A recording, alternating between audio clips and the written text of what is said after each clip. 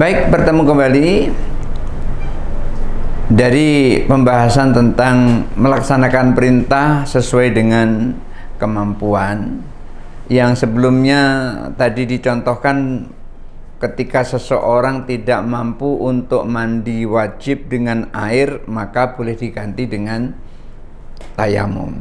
Lalu apalagi contoh yang lain? Contohnya sholat. Bukan berarti kalau nggak mampu sholat, kalau sholatnya diganti, tidak, tetap sholat. Seseorang wajib sholat selama akalnya masih sempurna. Kalau ia masih bisa membedakan ini duit 10.000, ini duit 5.000, ini duit 100.000, wajib sholat, tidak boleh ditinggal sholat itu. Kalau ada orang yang meninggalkan sholat itu, maka dia terkena kewajiban, dia terkena hukuman kalau meninggalkannya. Kecuali kalau dia sudah nggak bisa membedakan mana duit 1.000, mana duit 10.000, mana duit 100.000, nggak bisa membedakan, maka orang seperti itu boleh tidak sholat. Maka kalau pengen tidak sholat atau bebas dari sholat, ya harus dihapus ingatannya dari bisa membedakan duit 1.000, 10.000 dan 100.000, alias boleh tidak sholat tapi dengan syarat dia harus gila. Kalau gila boleh tidak sholat. Nah, maka orang itu ketika dia sholat nggak mampu berdiri, boleh duduk. Nah, kan nggak memaksakan.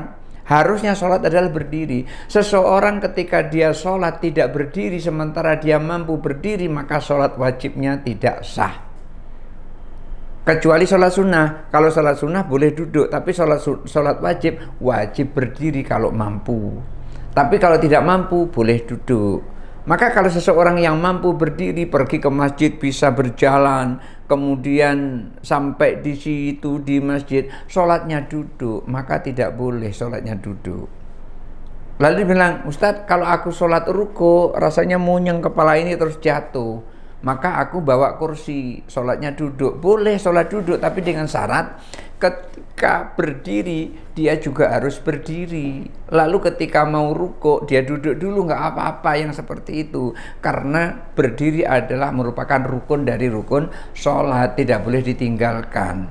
Oleh karena itu kalau nggak mampu berdiri boleh duduk, nggak mampu duduk boleh baring miring, nggak mampu baring miring boleh baring terlentang. Sholatnya dalam keadaan baring terlentang. Nggak bisa baring terlentang juga nggak bisa sholat, baru minta tolong orang untuk sholati.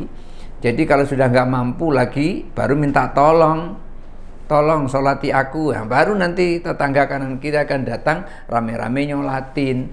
Itu namanya melakukan perintah sesuai dengan kemampuan.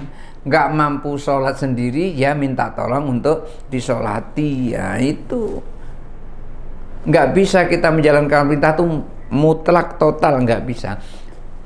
Kemudian di samping itu, ketika seseorang memegang agama yang tadi adalah menegakkan perintah juga menegakkan larangan, tidak boleh memegang agama itu hanya menegakkan perintah, juga harus menegakkan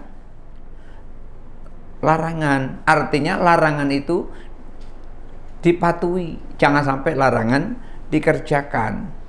Ketika seseorang dilarang untuk minum minuman keras, ya jangan minum minuman keras.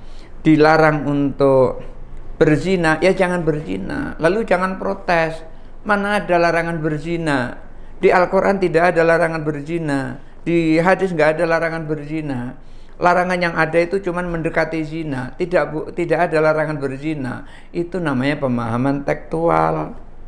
Kenapa? Yang ada cuma wala taqrabuz zina, jangan engkau dekati zina. Yang dilarang kan cuma dekati. Kalau berzina nggak dilarang, berarti yang hanya dekati saja yang dilarang. Kalau berzina tidak dilarang, itu pemahaman yang salah. Oleh karena itu ketika kita memahami dalil, kita harus memakai alat. Di antaranya alat itu adalah usul fikih. Di dalam usul fikih ada materi atau pembelajaran namanya qiyas. Di dalam qiyas itu, di antara qiyas yang banyak itu ada qiyas namanya qiyas aulawi. Artinya mendekati zina saja nggak boleh, apalagi berzina.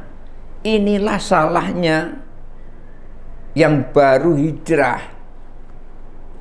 kemarin tidak tahu apa-apa, baru belajarnya pun juga di YouTube, lalu memahami fala taqrabu zina, jangan engkau mendekati zina.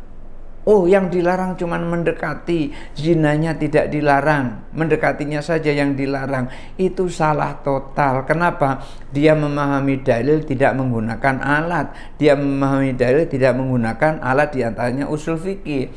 Maka di dalam usul fikih itu dikatakan ada kias, namanya kias aulawi.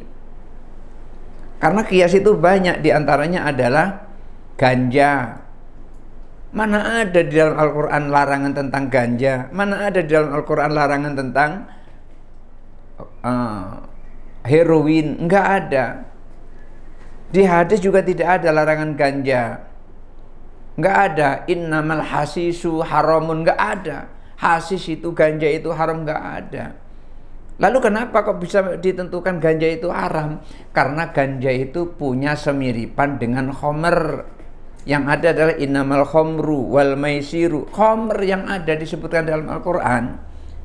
Cuman akibat dari minum khamr tadi itu adalah mabuk. Akibat orang mengonsumsi ganja itu adalah mabuk. Itulah kenapa ilahnya sama, maka hukumnya ganja disamakan dengan hukum khamr. Hukum minuman keras. Kalau mau mencari tentang ganja, nggak ada dalilnya kalau ganja itu hukumnya haram, nggak ada. Sama dengan manusia. Manusia itu tidak disebutkan dagingnya di dalam Al-Quran. Tidak disebutkan kalau manusia itu haram, tidak disebutkan. Yang ada itu khinjir. Apa itu khinjir? Babi. Babi itu haram untuk dimakan, daging babi haram. Oleh karena itu, salah memahami seseorang kalau tidak dicantumkan di Al-Quran, kemudian terus dikatakan haram, atau yang sejenisnya, maka salah sama sekali yang seperti itu.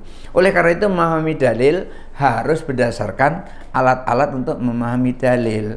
Oleh karena itu ketika seseorang menjalankan perintah, menegakkan perintah, orang itu juga menegakkan larangan. Artinya ketika dilarang harus juga dipatuhi, jangan sampai dikerjakan walaupun larangan itu hanya sedikit. Oleh karena itu jangan sampai hanya menjalankan perintah tapi tidak meninggalkan larangan. Barangkali itu saja dulu yang bisa saya sampaikan untuk kali ini.